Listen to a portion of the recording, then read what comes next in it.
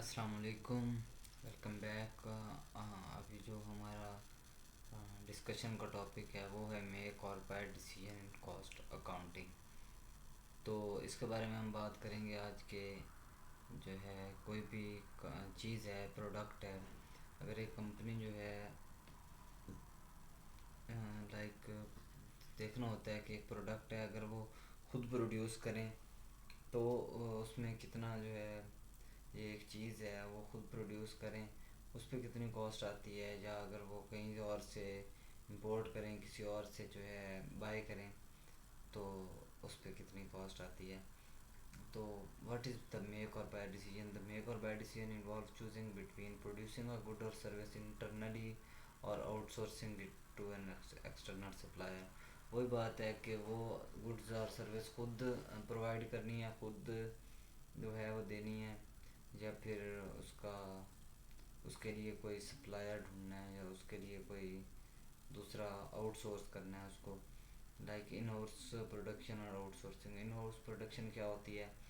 उसमें प्रोडक्ट को खुद प्रोड्यूस करते हैं, उसको जो है जो भी सर्विस है वो कंपनी अपने रिसोर्स से जो फैसिलिटीज़ से जो फैसिलिटेट करती है कस्टमर्स को, ठीक है। और अपने खुद ही अपने रिसोर्सेज को यूज़ करते हुए खुद प्रोडक्ट प्रोड्यूस करती है या सर्विसेज प्रोवाइड करती है। आउटसोर्सिंग में ये होता है कि एक किसी और कंपनी को कह के उसके जो प्रोडक्ट्स हैं उनको आउटसोर्स करके उसको आगे सेल किया जाता है या सर्विसेज ली जाती हैं। एक अगर कोई शूज़ कंपनी है तो शूज़ के लिए दो ऑप्शन होते हैं, या तो खुद प्रोड्यूस करो, कंपनी लगाओ, और एक होता है कि दूसरों से, लाइक किसी और कंपनी से या किसी और फैक्ट्री से वहाँ से शूज़ ख़रीद के लाओ और ख़ुद उनको बेचो। तो ये होता है मेक और बाय डिसीजन। इसके बाद factors consider in the make और बाय डिसीजन। ये कुछ फैक्टर्स हैं जिनको मेक और बाय डिसीजंस जो लेने में के बनाना है या ख़रीदना है, इसमें डिसीजन लेने में कुछ फैक्टर्स हैं जिनको कंसीडर करना चाहिए और किया जाता है। उसमें सबसे पहले है cost analysis. Compare the cost of producing in house with the cost of outsourcing. Compare करना है कि जो हम अगर खुद बना रहे हैं एक चीज़ तो उस पर हमें कितनी कॉस्ट आ रही है, अगर वही चीज़ अगर हम बाय करेंगे तो उस पर हमें कितनी कॉस्ट आएगी। तो इस चीज़ को कहते हैं कि कॉस्ट एनालिसिस। इसके बाद क्वालिटी कंट्रोल है। Assess the quality standard of both internal production and potential supplier. देखना है कि जो आपका सप्लायर है, जो आपको चीज़ लाइक प्रोवाइड कर रहा है, वो उस चीज़ की क्वालिटी कैसी है, उससे कस्टमर सेटिस्फाई हो रहे हैं नहीं हो रहे, या अगर आप उससे बेहतर खुद बना सकते हैं तो obviously you will go with the make decision लेंगे। तो उसके बाद तीसरे नंबर पे हमारे पास आता है capacity. evaluate whether the company has the necessary capacity and resources to produce internally। Like हमने देखना है कि कंपनी जो हमारे पास है उसके पास इतना बजट है, इतने रिसोर्सेज हैं कि वो खुद जो है प्रोडक्ट, जो हमारी कंपनी है वो खुद प्रोडक्ट प्रोड्यूस कर सकती है। उसके पास इतने रिसोर्सेज हैं तो ही हम एक डिसीजन लेंगे। अगर कर सकती हुई तो ऑब्वियसली खुद बनाएंगे, अदरवाइज़ जो है वो आउटसोर्स करेंगे। उसके बाद आता है फ्लेक्सिबिलिटी। चौथा जो फैक्टर है, consider the flexibility of both in house production and outsourcing options in meeting changing demands. जो फ्लेक्सिबिलिटी है उनको चेंज होती रहती है, तो उस हिसाब से फिर जो है कंसिडर किया जाता है इसको कि बाय करना है या बनाना है। उसके बाद आगे हमारे पास आता है कॉस्ट कंपैरिजन इन हाउस प्रोडक्शन वर्सेस आउटसोर्सिंग। इसमें हमारे पास ये कुछ जो है एक कंपैरिजन दिया गया है। लाइक कॉस्ट कैटेगरी में हमारे पास है direct materials. Like direct materials अगर देखे जाएँ तो रॉ मटेरियल जो प्रोडक्शन में यूज़ होते हैं, और उधर डायरेक्ट मटेरियल हो जाएंगे included in suppliers price. Supplier की प्राइस में वो इंक्लूड हो जाते हैं। डायरेक्ट लेबर है, wages of employees directly involve in production. इसमें इन हाउस अगर हम खुद प्रोड्यूस करेंगे तो हम डायरेक्ट देंगे लेबर को कॉस्ट, उसमें इंक्लूड हो जाती है वो सप्लायर की प्राइस से, ठीक है। मैनुफैक्चरिंग ओवरहेड जो है वो इनडायरेक्ट कॉस्ट होगी, अगर हम खुद बनाएंगे तो जो प्रोडक्शन से एसोसिएट होगी, ट्रेंड, यूटिलिटीज़ वगैरह, तो जो उधर अगर हम आउटसोर्स करते हैं तो वो भी सप्लायर प्राइस में ही हो सकती है, सेपरेट हो या प्रोडक्शन में हो, लेकिन वो सप्लायर प्राइस में ही इंक्लूड हो जाती है। उसके बाद है ट्रांसपोर्टेशन कॉस्ट। तो ये जो है cost of transporting materials and finished goods.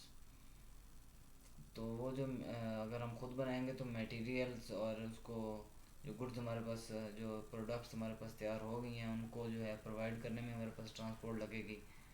तो अ, जो है वो जो अगर हम आउटसोर्स कर रहे हैं तो उसके लिए हमें अलग से उसकी कॉस्ट आएगी।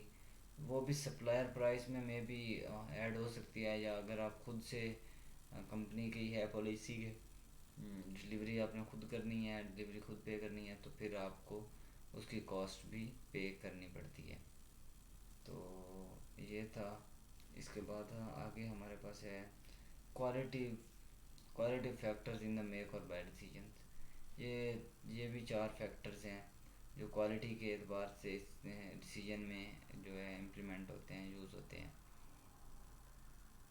उसके बाद सबसे पहले है कंट्रोल, जो maintaining control over the production process and quality. तो ये जो है प्रोडक्शन जो प्रोसेस है या क्वालिटी है प्रोडक्ट की, इस पे कंट्रोल रखना, जो मेंटेन करना। अगर चाहे आप चीज़ ओवर जो है आउटसोर्स कर रहे हैं, चाहे आप खुद बना रहे हैं, उस पे आपको कंट्रोल रखना, क्वालिटी पे कंप्रोमाइज़ नहीं हो सकता। उसके बाद expertise, access to specialize expertise और technology available through outsourcing. Outsourcing के थ्रू जो है वो जो टेक्नोलॉजी लाइक ज़रूरी है, जो टेक्नोलॉजी स्पेशली उन चीज़ों के लिए है, उस पर ध्यान देना चाहिए। उसके बाद स्ट्रेटजिक फिट अलाइनमेंट जो है, इसमें तीसरे नंबर पर स्ट्रेटजिक फिट आती है, alignment with the company's overall business strategy and goals. उसके बाद रिस्क मैनेजमेंट है, diversifying production risk by outsourcing certain components और सर्विसेज। तो ये होता है। उसके बाद आगे हमारे पास है sensitive analysis and break even point. तो सेंसिटिव एनालिसिस में हमारे पास है evaluating the impact of changes in key assumption on the decision लेने में जो इम्पैक्ट होगा या जो चीज़ें चेंज होगी उसको एनालाइज किया जाता है। Break even point, the point at which the cost of in house production equals the cost of outsourcing. Break even point वो होता है जब आप वही चीज़ इन होम खुद प्रोड्यूस कर रहे हैं उसके भी उतनी प्राइस आ रही हो, अगर बाहर से आउटसोर्स कर रहे हैं उसकी भी उतनी आ रही हो, तो that is called break even point. उसके बाद हमारे पास डिसीजन क्राइटेरिया, वो क्या होता है? Choosing the option that minimize cost और maximize profit based on the analysis. वो तो एनालिसिस जो है ऊपर सेंसिटिव एनालिसिस, उसके हिसाब से हमें पता चल जाएगा कि कौन सा डिसीजन अगर हम लें तो उसमें हमारे जो है प्रोसेस प्रॉफिट वो ज़्यादा से ज़्यादा गेन हो सकता है और कॉस्ट कम से कम आ सकती है, तो obviously will go with it. इसके बाद नेक्स्ट हमारे पास है कंक्लूजन।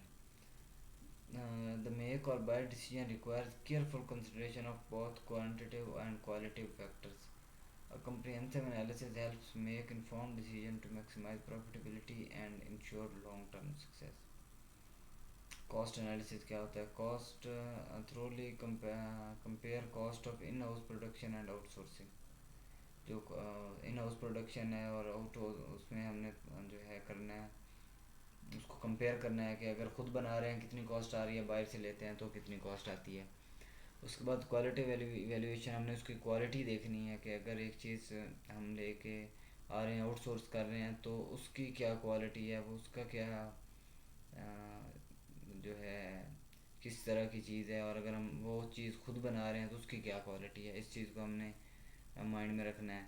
उसके बाद सेंसिटिविटी एनालिसिस है कि जो चंद एक चीज़ें होती हैं जो देखी जाती हैं कि खुद अगर बनाएं तो कौन सी चीज़ों में ज़्यादा जो है हमें प्रॉफिट आ सकता है, लाइक कौन सी डिसीजन लें तो हमें कम से कम कॉस्ट आए और ज़्यादा से ज़्यादा हमारे पास रेवेन्यू जनरेट हो, ज़्यादा से ज़्यादा प्रॉफिट हो, प्रॉफिटेबल हो वो चीज़।